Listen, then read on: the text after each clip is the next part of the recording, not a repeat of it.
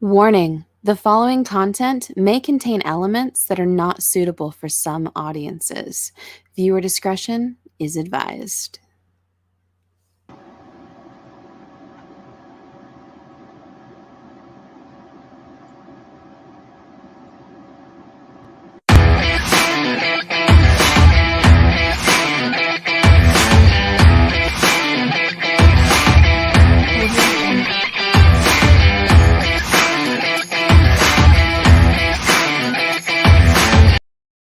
This is the Great Legend, and I'm coming at you live tonight, fans, with Comical Roundtable, the hottest show you're ever going to see on Friday night, 9 Central, 10 Eastern, and it's the place to be in the comic book community. And fans, I'm here live tonight with my host with the most, Kat Wren. How goes you, my friend?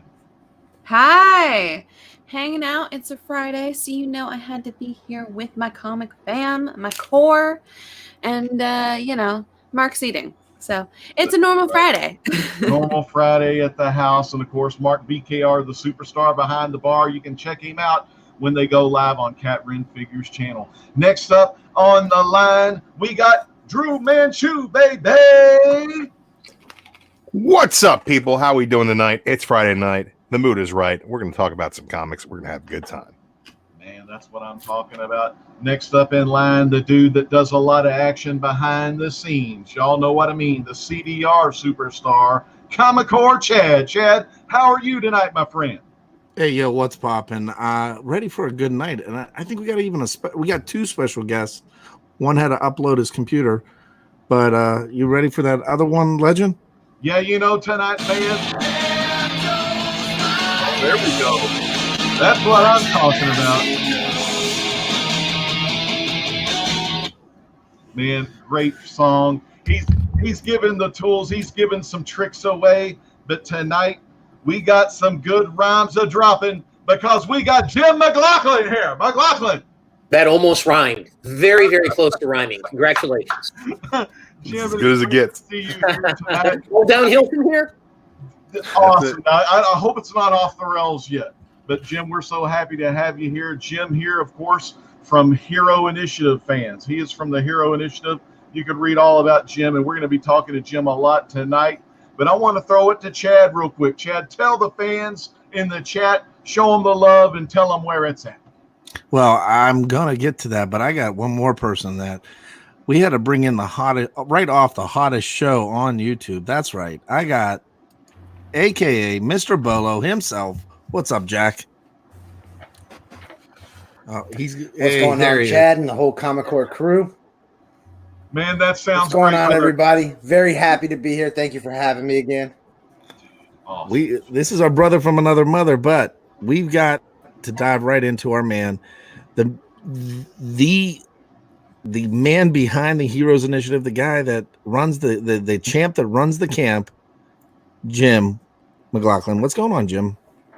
Thanks a lot for having me here tonight. Hey, I'm kind of an old, so I'm really not all too familiar with YouTube chats, but you guys are teaching me a lot backstage already. Thank you very much. My 11-year-old is very impressed that I'm actually doing this, so I scored some points there. That's kind of nice, but points are always good. Having a nice conversation, having some fun, and we'll talk about Hero Initiative. We'll talk about whatever else you guys want to. All right. Well, I'm going to give a big shout out to that chat real quick, and the first up is the Mastodon is in the chat. We've got Fish Tropic. We've got Silver Age Dave. I've got our man from the Monday Night Modern Men. That's right. Comic Man Andy is over there. It wouldn't be a show without Chris Barrett. And I'm scrolling down. I saw Scott Evans is in the chat. Life with two YouTubers and StreamYard Element. We also got Prowler 671. Thanks for joining us tonight. And the boy who had 7 Silver Ages in there. Downright Nerdy Podcast. And it is going. I got Boogie Bentley is in the chat. What up, Boogie? Cap'n and Comics. So, I mean, it's going over there, buddy. Tons of people here in the chat tonight live. One of the fun things we like to do at the beginning of the show is kind of go in a round table fashion to find out what you read this week, what you did in comics or pop culture, and just tell us a little bit about it. And Jim, since you're our guest tonight, what did you do this week as far as, did you read any comics or collect any new stuff? I did a little bit of reading. Right now I'm reading a great book called The National Forgotten League. It's a history of the early days of the NFL, from the 1950s to the 1960s. Tons of interesting anecdotal information in there. If you're a football fan, it's a really deep dive, and it's really good. In terms of comic stuff, I just picked up the second volume of Immortal Hulk from Marvel Comics and Al Ewing. I'm really far behind on reading, so just picked up the second volume on that. But the first one was outstanding, so I picked up volume 2, just started into that. Really good stuff. Both of those highly recommended. Immortal Hulk or The National Forgotten League. Awesome. Yep. I'm a big fan of the Immortal Hulk. I thought it's been one of the best reads Marvel. I mean, right now it's one of the best books out there, and I like how it was a throwback to the original, because originally the Hulk only came out at night, right? Yeah. Yep. So I am digging that book. How about you, Drew? What are you reading, bud? I tell you what, there were so many different X-Men titles that came out this week. You got Giant Size Nightcrawler, which I found to be fun. I thought that I had a big amount of joy in reading X-Men #9, which I reviewed for a video on this channel. You can check that out. It's only like 9 minutes long. It won't take much out of your day.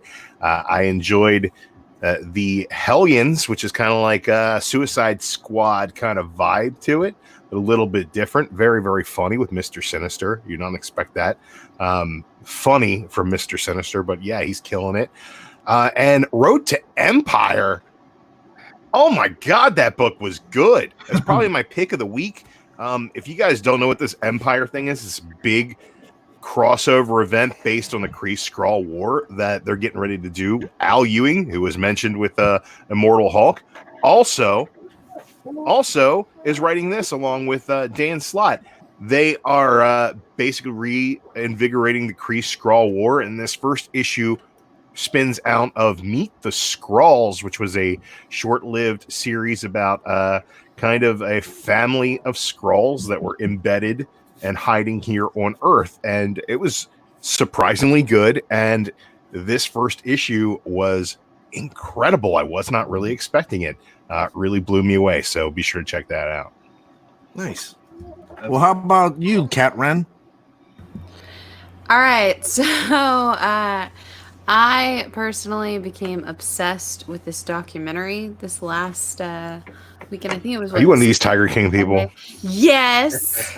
Dude, okay. So I opened up Netflix. I don't work on Sunday. It's normally my day off. And I had this big thing. It's just like tiger eyes, and it's this very weird looking character. He's got a mullet and he's very flamboyant. And I was like, oh, okay. And I just started watching it because I was like, oh, it's going to be a train wreck. It's going to be awesome.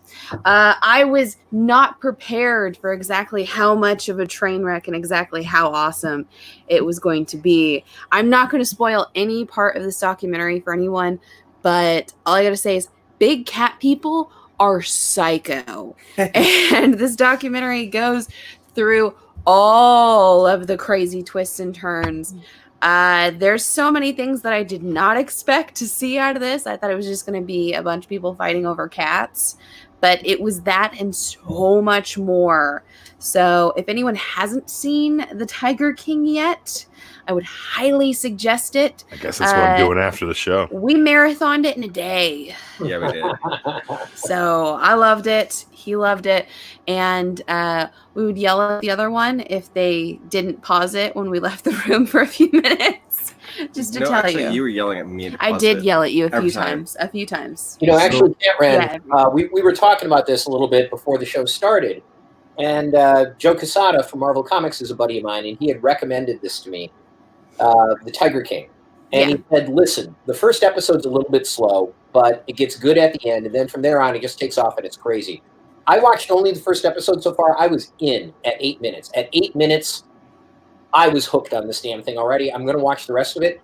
Joe told me he actually stayed up till 3 a.m. watching the whole thing straight through. He didn't intend on it, but it's like he got to one episode, he had to go right into the next. Yes. Did the whole thing, 3:30 in the morning, finally finished, and was happy to have done it. It looks amazing so far. I couldn't stop. I started to watch it. I'm diving into it. I love the reporter at the beginning when he's like, "There's this guy who is running all these tigers." But hey, Jack, what you got for me? I think Jack he might be frozen. I think he's frozen. Hey, I think he's got some. Oh, there he goes. Yep. Can you hear me? Yeah, we can hear you, bud. Hear me? Yeah. So reading this week, I've been trying to get caught up with some old stuff. So I've been reading. I read the trade paperback War Realms, New Agents of Atlas.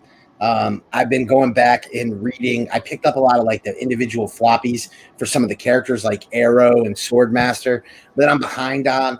I'm really bullish on the MCU going to Asian American countries and really kind of focusing on that area of the Marvel universe. So I'm trying to get my knowledge base up because honestly, I'm not real knowledgeable on like Shang-Chi and all of the other Shang-Chi and all the other characters. So I'm trying to get my knowledge up. So I've been taking advantage of this kind of like downtime to kind of double back on some reading. Now, if you guys haven't checked out Mr. Bolo and Simple Man, they did a show earlier today. They also did was that the podcast with Drew and JB, correct? Yeah, that was a lot of fun, man. Yeah, man, you guys did the podcast earlier in the week. So you guys are kicking. Yeah, those podcasts are a good time. They're a good time. Kind of completely unfiltered. And this week was the Comic Core episode. We're definitely gonna have more Comic Core representation on the podcast. Since you guys had like Wu-Tang with so many members. that's Jack, I just want to say that I don't know if they're ready. There's too much structure on your show. It's like we talked about topics. We stayed on topic. We had intelligent conversation. We're not all really built for that. I mean, we know that we know that by default there, Drew. I mean, I just eat things. Yeah, we had an outline and everything. Hey, Legend, what did you read, buddy? Well, it's been a very busy week, with the coronavirus and everything that's happening around the nation. So I hadn't had a lot of time to read any comics, which has been pretty rough, but I have been filling in my brain with some of that Amazon Prime goodness. Man in the High Castle. What a great freaking show. Alternate reality. It's what if, they assassinated Franklin Roosevelt back in 1933 or so. And the assassination really did happen. It wasn't, there was an attempt in our reality. But what if things had changed in a different reality where the Nazis and the Japanese soldiers won the war in the World War II? So very interesting show, pretty awesome. So been just binge watching that lately. So I hear a lot of people saying binge watch and reading some old books. And getting caught up, and unfortunately, that's the reality that we're in at the moment. So I'm going to show you my reads. I'm going back and I'm reading this awesome book called Hawkman, which is completely underrated. It's fantastic, and I'm also I read this twice now. Super Gods by Grant Morrison, which is a book. I know a lot of people might find that discouraging. There's no pictures, so no pictures. And I've been collecting antibacterial hand gel, and unfortunately, the only kind I can get at this point is Tootsie Pop flavored. So it's not flavored, Chad. Don't eat it. It's dude. Here's the problem with how this is scented. After you're sitting there and you do your hands. Next thing you know, you're like, I'm like, I know what it tastes like. I'm like, honest to God. So I've gone through like 6 of them, and the guy thinks I'm so weird because I go in the kids section and I buy all the hand sanitizer. So, but we mentioned that it's a difficult time, and I mean, I guess that's a kind of a strange way to segue. But Jim, we've got heroes out there that are struggling. So how can we help them? You know, it's interesting. I very often ask people, and just to backfill the audience and everybody really briefly, my main job is, the day job is I run the Hero Initiative. We're a charity that helps comic book creators in medical or financial need. And since our inception, we've been fortunate enough to be able to give comic creators over $1 million in much needed aid, which in many instances is buying groceries, it's paying medical bills, it's paying for medical procedures that people would otherwise be unable to afford. You see a lot of the testimonials from some of the people. That was Alex Simmons, there's Don Hillsman right there, there's a blurb on the Captain America 100 project, there's Tim Tizon, who was a Flash artist back in the 80s, there's Tom Zucco, who's colored everything at DC from Scooby-Doo to Hellblazer, Liz Safian Barubi, who's somebody who people aren't very familiar with, but she did a boatload of the DC romance comics back in the 60s. So that's our function. That's what we do. We help out comic book creators when they wind up in medical or financial need. And it's great that guys like you guys who are watching right now, are into what we do, because we realize that these are stories, but they're stories written by real people. And Spider-Man doesn't do anything until a writer and an artist puts him into motion. And whenever people say, hey, what can I do to help out Hero Initiative? I know it sounds a little bit flip, but I always say $10. $10 is the best thing, the easiest thing anybody can do. People very often come up with elaborate ideas and plans. Hey, if you do this and you do that, and that works like that, and that works like that, you could do a really big fundraiser. There's that great saying about how 2 ifs in a row never work. And we can make 2 ifs in a row. We can sometimes even make 3 and 4 ifs in a row. But really, at the end of the day, everything that we do, anything that's a fundraising activity, has to get down to where the rubber meets the road. And that's dollars and cents. And probably the easiest, best thing anybody can do, send us $10. And I know there's a banner that's going to be running at the bottom of the screen here, telling people about it. At any time, you can go to PayPal and just pay Hero Auctions, HeroAuctions at AOL.com. That's our PayPal address. Do keep in mind, we started like 20 years ago with an AOL address. So we're the last man standing as far as that goes. It's just such a pain in the butt to have to change it. So Hero Auctions at AOL.com. Whenever anybody says, what can I do for you? I say $10. And that's a great way, an easy way to do it. It's greatly appreciated. Well, that's what it's all about. The heroinitiative.org, helping comic creators in need. And you said the last man standing. That is just so awesome, because that's what we watched last night, starring Vincent Price, 1964. Perfect. That was so freaking cool.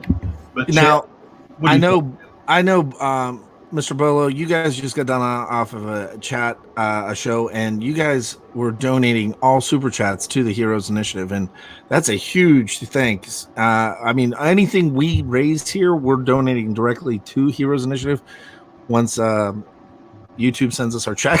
But I know you had some questions as well, Jack. Yeah, it inspired us to get involved with the Heroes Initiative. The Heroes Initiative is something I've been familiar with since I got into working within the industry, covering comics for comicbookinvest.com. I started going to Heroes Con, and I would see creators like Jim Starlin and Walt Simonson. They would have their table set up, and they would be taking donations for the Heroes Initiative. And I think that it is a incredible charity that really is needed in the hobby. I don't think a lot of people are as aware of sort of the pay structure that went into things way back in the day. And I guess, that's the thing that I would ask Jim is, you guys are so prevalent at conventions. Has there been awareness, say, growing over the years that the Hero Initiative has been present? Is it still in the growing, say, phase? I'd say that our market penetration, such as it is very good. I think inside this little village of comics, people know us, people recognize us for what we do, and we get a tremendous amount of support within the village. one thing I often tell people, though, and this kind of affects Main Street America a little bit more, sort of the elevator pitch I have on the organization, is I tell people that, every new Batman movie that comes down the pike, that's $1 billion worth of worldwide box office, billion with a B. But that guy who was drawing Batman back in 1974 doesn't necessarily see a nickel off of any of that. And that's a lot of people who have now created what is a really large part of our cultural landscape. And it's people like that who more often than not are the people that we're helping out. So I think within the comic world, within the comic convention world in particular, yeah, people know us, people like us, people are well aware of what we do. People have been very kind and very generous to us. And it's amazingly, amazingly helpful and amazingly, amazingly thoughtful. What I'd really like to be able to do is sort of penetrate Main Street America a little bit more. And one thing I will make mention of really quick is that many companies, many big, again, Main Street America companies, everything from Apple to AT&T, I'm looking at a list, Hewlett-Packard, CenturyLink, Symantec, Aetna, many of these companies have what they call employee giving programs. Very often, that company will have a list of approved charities where you can donate $5, $10, $15 per check. They take it out as a payroll deduction. It goes directly to a charity of your choice. It happens as a payroll deduction. They send the money to us. Sometimes those companies even match the funds, will match part of the funds. So we actually do get contributions through employee giving programs with every one of those companies I just mentioned. Everything from Fidelity Insurance to Abbott Laboratories to Norton Trust, AT&T, Apple, all those things. So my suggestion is for anybody watching this, if, go to your payroll department, go to your human resources department, go to the people who scratch out that check for you every 2 weeks, see if they have an employee giving program. You can honestly do $5 a paycheck. It's simple. It's easy. It gets to us. Sometimes the company will match funds as well. That is another really great, low impact, easy, simple thing you can do to help the Hero Initiative. Nice. Hey, Legend, can you pull up that link I gave you? Yeah, sure. Got it right here. Check this out, folks. This one's good. On the screen. There it goes. All right, guys. Jim, if you want to talk to this a little bit, and then we can dive into it. Yeah. Hopefully the audience is familiar with something called Humble Bundle. If you're not, I'll give you the 60 seconds on it right now. Basically, Humble started several years ago in the video game business. And the whole plan was you could download video games, pay whatever you want, a minimum of $1. You could pay $1 or anything more and download a bunch of video games. And then part of that money would also go to charity. The video game aspect was big enough for Humble Bundle that they expanded into books. And within books, they expanded into comics as part of that. So right now, Humble is doing something for the Witchblade 20th anniversary. You can get quite literally $893 worth of Witchblade comics. You can download them. They are DRM free, digital rights management free. You can keep them on whatever device you want. You can pay as little as $1 to get the main tier. There's an $8 tier where you get more stuff. And if you keep panning down there, you'll see there's a $15 tier. If you go for that $15 tier, it's $893 worth of Witchblade comics, pretty much the entire history of the character. And again, downloadable comics, you can get them as PDFs. You can read it in whatever reader you want. You keep that forever. Get in as low as $1. It's available at humble.com. This is running for 3 weeks. We're about 1 week into it right now. And again, a portion of the proceeds from all of this winds up going to Hero Initiative, the Jane Goodall Institute, and One Life to Love. That's one thing that Humble always does, is they always make sure that there's a charitable aspect to this as well. And the other thing that's really great about it is you, the consumer, let's say you want to go all in. Let's say you want to get that $15. You get to choose where the money goes. Basically, there's 3 places. There's the publisher, in this case it would be Top Cow. There's the charities, and then there's Humble itself. And if you want to, you can give $5 to Humble, $5 to the charities, and $5 to Top Cow. You can give $15 to Top Cow. You can give $7.50 to Top Cow, $7.50 to charity, and tell Humble to go kick rocks. I would suggest you don't do that because they're really good guys. But again, you can get in for as low as $1, and you yourself can choose where that money goes. That's amazing. All the people in this community have been talking about what are we going to do without new comics coming out for however long that's going to be. Guys, get a Humble Bundle.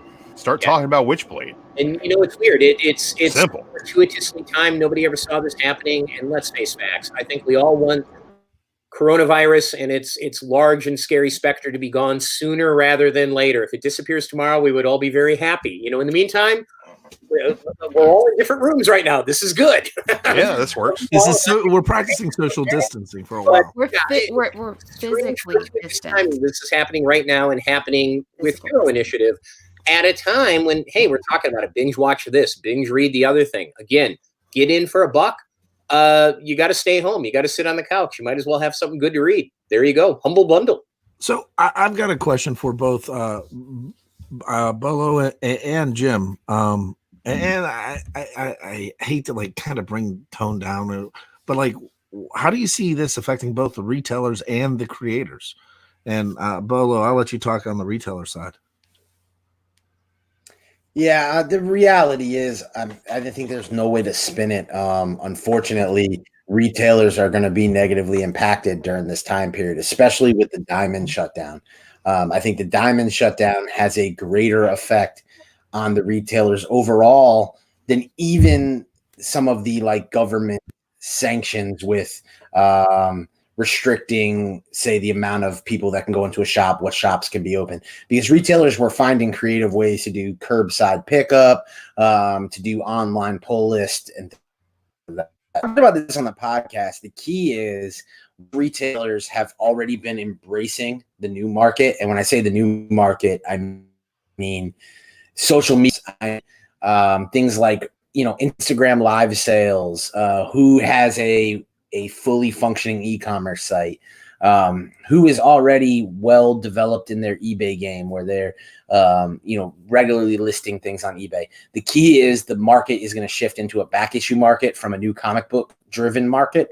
And the shop have stock of back issues prepared to be able to sell those back issues are going to be able to stay in business. And the ones that don't, I struggle and worry about a large portion of our LCSs. But unfortunately, this isn't always a fun thing to talk about. But the reality is, through all of these like negatives, there's always kind of like new blood that comes into the market. There will be new shops that will open after this that will see this as opportunity. There will be shops that will have learned some valuable lessons. There will be some shops that learn how to innovate. You know, down markets create opportunity. So what's devastating and sad for a lot of our local shops, I do think some positives will eventually come out of it. And Jim, as far as like the creators themselves, like what are they doing right now? I mean, how is this affecting them? We'll find out, and we'll probably find out pretty soon. And, you know, in all seriousness, this is a discussion I've been having with our board of directors over the past couple of days and sort of watching, you know, the river reverse its flow. And one thing that, you know, you guys have already mentioned is our presence at conventions. And, you know, conventions are going away for at least a couple of months, and we'll see exactly how long. So there's a revenue stream that's going away for us. Fortunately, at this time, you know, there's something like Humble Bundle, which at the end of the day, you know, will generate some really nice funds. And the people at Humble are outstanding. We've got a couple of other things in the works with them coming up over the next few months as well. You know, we'll see exactly where it goes. But I think the bottom line is, at least in the short term, we're going to see fewer revenue opportunities for Hero Initiative, and we're going to see a greater need in the creative community that we serve. So really, it probably will be a difficult couple of months. And, you know, right now I feel okay about where we are. You know, we're well capitalized. Everything looks good right now, but it could change on a dime. And again, part of the conversations I'm already having with our board of directors is how we get out in front of it, how we make sure that we're steering into that curve rather than starting to steer by the time we're already halfway through it. So we'll see exactly where it goes. Again, so much of this is how long all of this lasts. And we hope for the best. But again, you've got to kind of prepare for something that isn't the best. And that's kind of our mode right now, taking a look around the curve and trying to put ourselves in a better position. Absolutely. And I know we here over at the Comic Corps have been thinking about some things and how we can help both our LCSs and the creators. And we have partnered with a couple other channels, and we've got some things coming that should be being announced either Monday or Tuesday of this coming week. So you guys stay tuned. And I think from a community give back program, you guys are going to really enjoy it. So I know Drew and Kat had some questions as well. Yeah. I'm just kind of flabbergasted as to this whole paper comics not being able to be delivered. Diamond's shut down. LCSs are suffering. The books are kind of on hold for now for a couple of months, and all these creators are in flux. How does the Hero Initiative prioritize in a time like this, with so many people potentially in need? Is there a application process that these creators can go through if they're looking for help? Yeah, at the risk of saying we pretty much take it as it comes, we take it as it comes. And the first person who kind of puts their hand up is the first person we'll take a look at. Yeah, if you go to the website, there's a tab up top that basically says eligibility, and you can check that out. And there's contact information to get in touch with there. And there are some people, like by way of example, I mentioned Tom Zuko. Tom is a guy who, again, has literally colored everything at DC. He's been a colorist since the 1980s, so he's been there for 40 years. Colored everything from Scooby-Doo to Hellblazer and everything in between as well. Tom is a guy who I'll make mention of because Tom is good with us talking about it. Tom has had a number of circulatory problems. He's got blood circulation problems, which is sometimes blood clot issues, sometimes blood thin issues and stuff like that.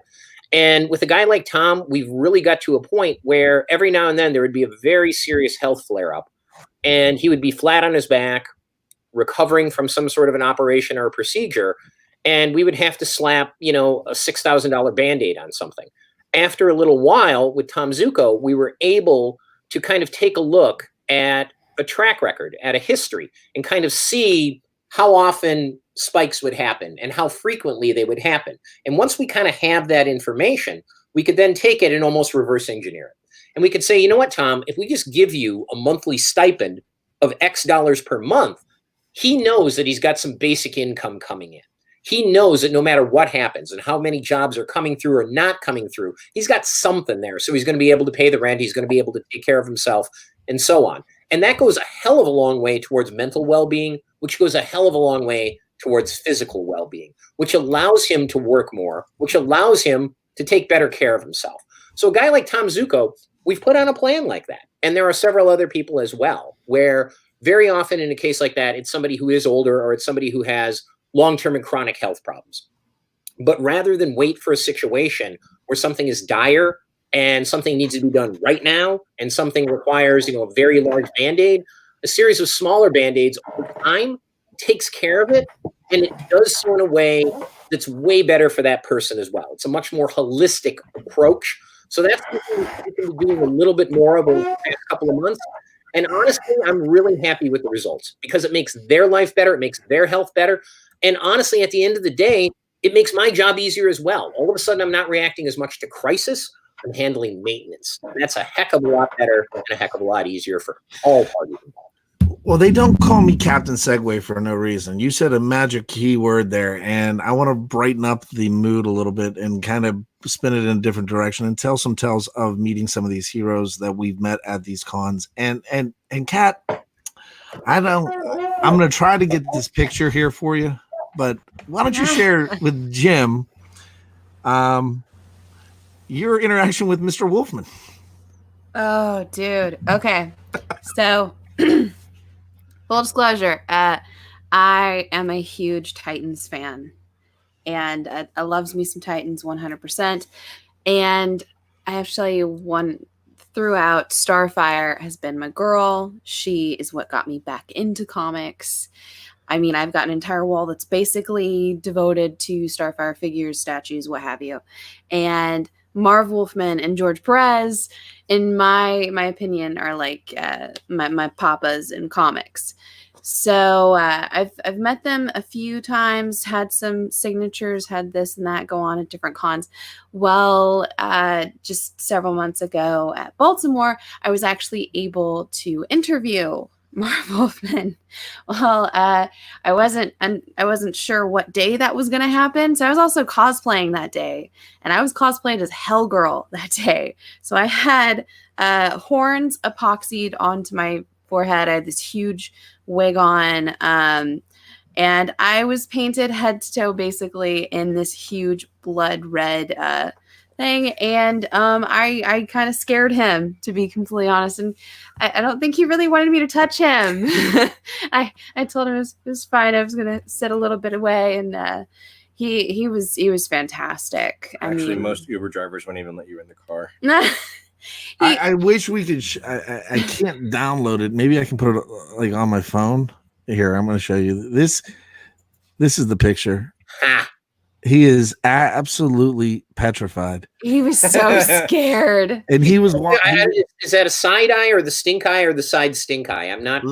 Side stink. It was a side stink. It was not a stink eye. It was a side stink. It was more of a coward. Oh, there it is. Look at this.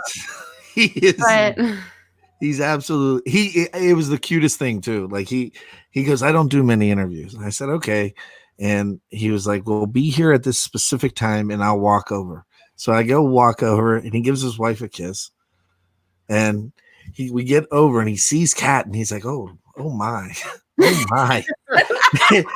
And he looks at me and he goes, do I look all right? I'm like, yeah. He goes, my zipper's broken on his jacket. He wanted to zip his zipper up all the way up on he had a Nightwing sweatshirt. To go with his Nightwing hat. And he was like Jim Lee fresh to death at the bottom. Yeah, and he just, when he came over, he looked at her and he shook Carson's hand and he just kind of stayed away from Kat. There is a want to get red paint all over his sweet Nightwing jacket. I mean, even if the zipper was broken. Hands but right look, he's laughing that there. interview. It was a great interview. But Yeah, go ahead. Funny Kat, story behind this. I informed Carson that since he wanted to sit right there, I was sitting next to him. I told Carson I was going to beat him up if I didn't get to sit next to Marv Wolfman. And he was like, okay. Oh, that you get to sit next to a guy with a sweet WCW hat. Yeah. I know, right? And not only did you meet Marv Wolfman, you got to meet Prez up at C2E2, and then he gave you the con crud. So you were. However, I was cosplaying as Starfire at least then, so that's true. That's true. At least you were on brand for the first meeting. I accept the con crud from Perez. I'm good with that. So Jim, I'm sure you've been doing you've done a ton of these cons. What are some of the stories that you want or would like to share? Wow. Excuse me. I've got kind of an interesting one. It's actually not a convention story, but I consider it kind of funny. Hopefully you guys will think so, and maybe the audience will as well. Way back in the day, throughout the 90s, I used to work for Wizard Magazine. And, at the time it was kind of an 800-pound gorilla in the comics business. What Car and Driver was to the automotive industry or Rolling Stone was to music, Wizard in many ways was to comics. And I was there for a decade or more. And very often we'd have these photo features, and I was part of this photo feature. I was the goofy guy doing the tour of the Marvel Comics office or something like that. So, writing for the magazine every month. I was on staff there doing these photo features and so on. So a couple of years ago, I'm out, and I live in the San Fernando Valley in Los Angeles, up in the valley. And I'm out having a couple of beers at this place in Van Nuys. It's called McLeod Ale. If you guys like beer, it's amazing. Just go to McLeod. It's the best damn beer you'll ever have. I go out there, and actually I'm there with a couple of comic book people. I'm there with Tim Seeley, who does Hack Slash and now does Money Shot. I was there with Kevin Van Hook, who is one of the co-creators of Bloodshot. And I was there with Shannon Denton, who drew Deadpool, and he's also worked on a million TV shows and so on. We got a couple of other friends. So it's a few comic book people and a few other people. We have a beer or two, and we kind of get to the point in the evening where we decide it's either time to have one more beer or it's time to pack it in and go home. So I kind of ask, it's like, all right, who wants to do what? Are we staying? Are we going? What's it going to be? And half the people are like, let's pack it in. Half the people are like, let's go for one more. So I'm kind of the deciding vote. And people look at me and I'm like, okay, we're going to go for one more, but here's what we're going to do.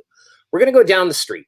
There's this place in North Hollywood. There's this tiki bar. It's called the Tonga Hut. I've never been there in my life, but everybody tells me it's amazing. Everybody tells me it's authentic. You walk in there. It's this 1959 tiki bar. It's like a damn time warp. Everybody's told me great things. It's only 5 minutes away. Let's go there for a nightcap, and then we pack it in. So everybody says, fine. We go there. And it's just like a Tuesday night. It's a random Tuesday night. Nobody's out. Nothing's happening. We walk into the bar, and it's pretty much dead. They got one bartender, and they got one guy who's kind of like a combination bar back bouncer. And we come walking in the front door, and he sees us, and he immediately like jumps over the bar, and he comes running towards us in this very friendly fashion. And he says, gentlemen, thank you so much for coming to the Tonga Hut tonight. It's a pleasure to have you here. We sincerely hope you enjoy your time here and our fine cocktails. I hope you understand it's our policy here at the Tonga Hut to ask everybody for an ID, regardless of how old they may look. So I'll need to see an ID from all of you gentlemen, except for Mr. McLaughlin. And I'm like, what? He says, I need to see an ID from all of you, except for you, Jim McLaughlin. And I'm like, oh, I'm sorry, man. You know, have I met you? Do I know you? Am I just not placing you? He's like, no, you're Jim McLaughlin from Wizard Magazine. I used to read you all the time. And I'm like, dude, that's 15 years ago. And sure enough, you know, I'm there with Sealing and I'm there with Van Hook and they're at Denton and they're like, oh my God, this is your setup. You brought us here, you know, so you could show off, Mr. Big Shot. And I'm like, I swear to God, I've never been here before. But yeah, we stayed there. We had a tiki drink. It was amazing. Go to McLeod, then go to the counter. Well, I know Bolo has a question as well for you. That's awesome, man. Yeah. One of the things I cover a lot of secondary market variant covers and such on our channel. And one of the things that I'm very familiar with is some of the Hero Initiative benefit books and variants that have been produced over the years. And you guys used to do IDW. You had some J. Scott Campbell covers. I think there was an Adam Hughes cover one year. And then I know you teamed with, I think, Tom Comics for a Hulk #1 from like 2008, which if you guys aren't familiar out there, or you comic core audience, that 2008 Hulk #1, that's the first appearance of Red Hulk, and the Hero Initiative variant for it is actually the most kind of sought after book. It's a homage to Incredible Hulk #1. And I was wondering, you guys haven't done anything as far as variants, I think, since probably Farmhand a couple of years ago. Do you guys have a variant program? Do you have a variant program, or do you look for people to come to you for it? We really don't have a program. It's kind of catch as catch can. And every now and then something catches. I want to say it was about 2 years ago. I was in Portland for some business and had lined up a bunch of meetings. And one of them, I was talking to Eric Stevenson over at Image Comics. And we were just spitballing some ideas. And Eric said, hey, here's a great idea. Our December shipping books. It's December. It's, you know, time of giving, time of generosity. Why don't we do a series of sort of Christmas themed variants that would benefit Hero Initiative? And I mean, on the spot, Eric came up with the idea. Eric started calling people. Eric started, you know, getting artists to do stuff. And we did a series of variant covers on some of the Image December books from a couple of years ago. But more often than not, it's something where it's just an opportunity that kind of crosses our field of vision. It's something that pops up. We have no specific and dedicated program on anything like that. But every now and then when something does pop up and it's the right idea, yeah, and if it makes sense, we'll do it. So nothing really super regular, but every now and then something pops up and it's pretty cool. That's awesome. You know, I had a question too. My buddy Carson, Seawood19, everyone loves Carson all the time, but he was wanting to know more about your time on Wizard Magazine, because, you know, Wizard Magazine yesterday is what the Previews magazine is today. I mean, that Wizard Magazine, there's a legacy there that'll never be matched again in the history of comic book collecting, for all I care. You know, you got the old Overstreet, but back in the 90s, the place to be was that comic book shop with that Wizard Magazine in hand. Jim, can you tell us about your time more with the Wizard Magazine? Yeah, I actually, strangely enough, I have a sports writing background. I got my start as a sports writer. And in late 1992, Wizard, which was already doing well with a comic magazine, Wizard, decided they were going to start a sports collectibles magazine as well, just branch into another collectibles, sports cards. And sports cards had been booming up until about that time. And unfortunately, as history played out, they started a sports collectibles magazine at almost the exact worst time you could possibly do it. The sports card market really imploded at that time. In 1994, Major League Baseball had a strike. That was the year they canceled the World Series. There was a lockout in the NHL, so they canceled the entire NHL season. So really, of the four major sports, two of them went away. And that was coupled with the market for sports collectibles collapsing all at the same time. So the magazine lasted a little bit short of 2 years. It lasted about a year and 8 months or a year and 9 months or something like that. And I was actually part of the original staff working on Collector Sports Look. Now, I also knew comics. I had a background in that as well. So almost as soon as I started at the company and started working on the sports mag, I was doing a little bit of stuff for Wizard Magazine as well. And when the sports magazine unfortunately went away, the boss came to me and said, hey, we'll just offer you a job over here on Wizard. And at the time, I had rent to pay and I had a lease. And I decided, hey, a biweekly paycheck sounds like a good idea. So I just transferred immediately into the Wizard aspect. The one thing that I think is kind of interesting, I think that, we have a lot of popular myths in our society, and sometimes they're based a little bit in reality. Sometimes they can be based a lot in reality, but we've kind of got this sort of jocks versus nerds kind of thing in our mind. We've got this notion that there's kids who beat up kids for their milk money, and then there's the kids who got beat up. And, I came from that jock side. I came from being a sports writer. And certainly, I had one foot planted in things like comics as well. I knew that. But really, that was about as far as my knowledge went. I knew comics and I knew it very well. But all of a sudden, I'm working with a whole bunch of people who are inveterate Star Wars fans. And I mean, I just don't have that gene. There's some things some people get and some things some people don't. I think there's Harley Davidson's, the Grateful Dead, and Star Wars. You either you have a natural predilection to love those things or you don't. The Grateful Dead and Harleys are pretty niche. Star Wars just happens to cover 90% of humanity, but I'm in that other 10%.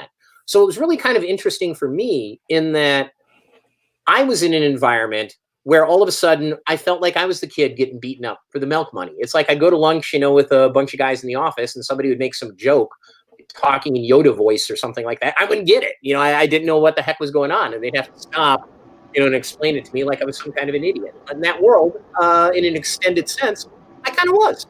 Well, what's really cool is that your kind of life, starting out big time jock in sports, I'm just making sure I wasn't unmuted, but it kind of parallels the life of our good buddy Chad here. Started out all-star baseball player, took an arrow to the knee like he was on Elder Scrolls 4, but he rebounded and created the Comic Core. And Chad, I mean, what do you think about all this, man?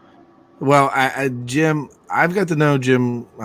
I've had some conversations with him over the past couple of months, and wholeheartedly, we support Heroes Initiative, and we thank you for taking the time tonight to come on and hope that we get to do some things here in the near future together as a group.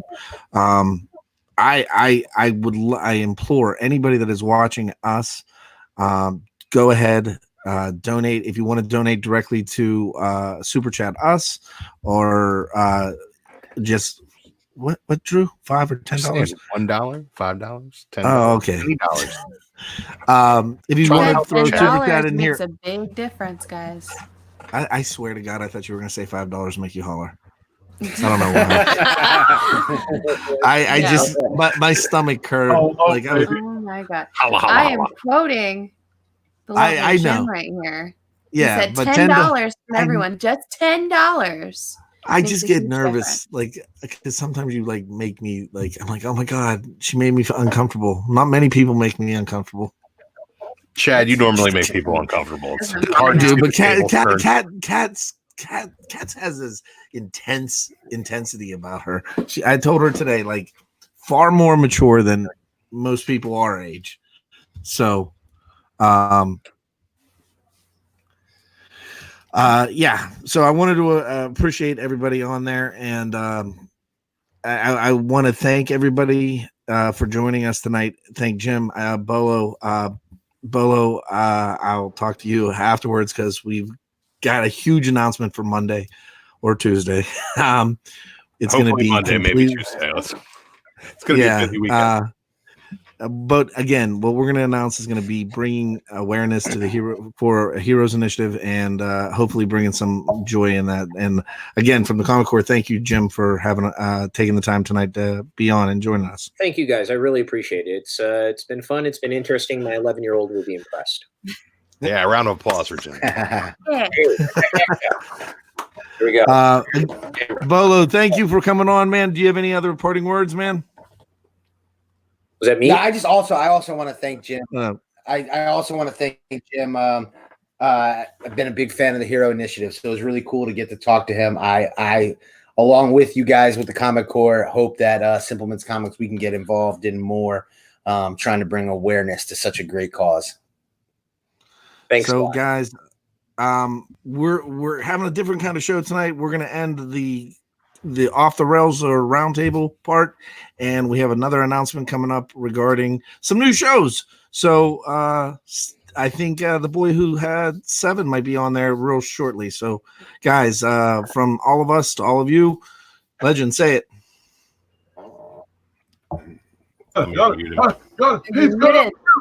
No, I got to make sure I'm off the mute button, not the puke button, Carson. But yeah, we're out of here. Fans, thanks so much for watching Comic Corps Roundtable with Jim McLaughlin of Hero Initiative and also Jack DeMaio from the Bolo list over there at Simple Man's Comics. Go check those guys out. And remember, all the comic creators, man, they are in need. They need your help. Go to heroinitiative.org and donate today. This is the Comic Corps people saying peace out. God bless.